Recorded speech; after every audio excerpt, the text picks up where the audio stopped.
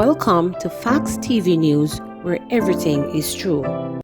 Police identify victim in Bog Walk crash. The woman that died as a result of injuries she received in a collision in the Bog Walk Gorge, St. Catherine today has been identified as 59-year-old Valerie Ennis of White House Housing Scheme Linstead in the parish. Ennis was pronounced dead at hospital after a white Toyota Hiace minibus in which she was a passenger plunged into the Kobe River today when it was reportedly hit by a black Toyota Fielder traveling towards Bog Walk. The police stated 9 other people were treated at hospital for non-life-threatening injuries. The incident happened about 9:15 a.m.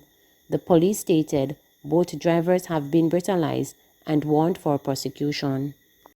CPFSA seeking child in viral gunman video. The Child Protection and Family Services Agency is seeking the public's assistance in locating a child seen in the recent viral video declaring his plans to become a gunman.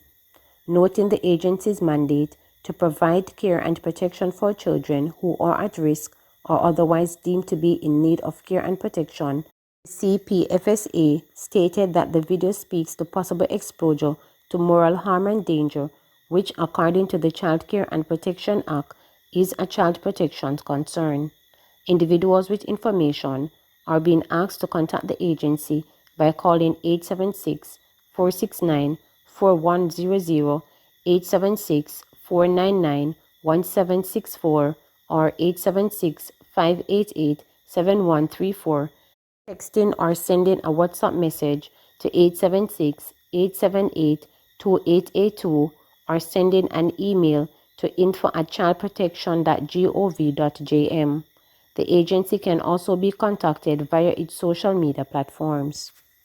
White House residents protest after MP halts work on bridge.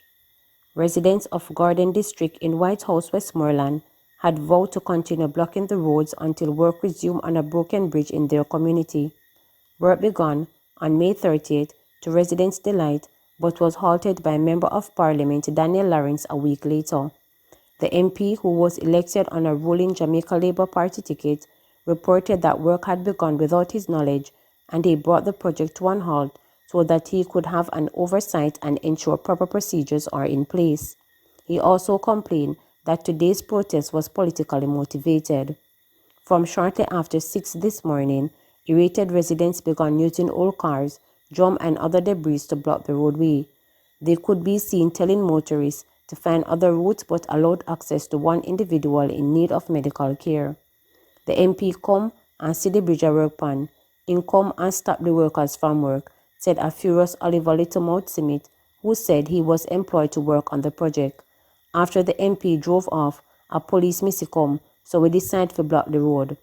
Others were concerned about the impact the faulty bridge is having on access to their community. Samuel Anderson, who pointed to the possibility of a disaster if a fire truck were unable to gain access, also spoke of the potential danger to persons in need of medical care. If someone's sick over there, ambulance can't go over there, he said, obviously frustrated. According to Councillor Caretaker for the area, Michael Jackson, the former MP Luther Buchanan, PNP, had provided the Westmoreland Municipal Corporation with funds for the bridge to be repaired. It is that allocation that is now being used, he stated. However, Lawrence, the current MP, has taken issue with that approach. His view is that the local authorities should be liaising with him and not Councillor Caretaker. Jackson is affiliated with the PNP.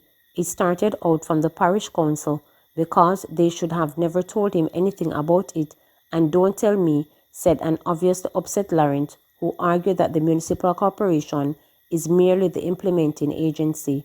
And while the tussle continue over who has authority over the project, residents simply want the bridge fixed. We not based upon no PNP nor JLP, we are based upon the safety, said Sabrina Smith, who said her children missed school on Monday because of the broken bridge. Car can hardly drive upon it. No bike man can go across it. One of my friends too nearly broke off upon it. In response to the protest, Mayor Bertel Moore will be hosting a meeting to address the issues that were raised. Rick's Cafe given permission to resume business. Minister of Local Government and Rural Development, Desmond McKenzie, says that Rick's Cafe, which breached the COVID-19 protocols by hosting a Mocha Fest party at his premises in Western Jamaica, will now be allowed to resume business, having obtained the required operational certificate after it was temporarily closed by order. Rick's Cafe was ordered closed for 7 days on Friday, May 28, after hosting Mocha Fest, which led to Jamaicans accusing the authorities of double standard over the staging of entertainment events in breach of COVID-19 regulations. The Tourism Production Development Company also withdrew its COVID-19 compliance certificate with immediate effect, noting that it would have to undergo a recertification exercise to ensure strict adherence to the established COVID-19 health and safety protocols before it can be allowed to accept visitors again. In a statement from the ministry today, McKenzie explained that it emerged during our meeting with the management of the entity that its place of amusement license had expired. Since then, they have completed the application process and the Westmoreland Municipal Corporation has issued them with this license.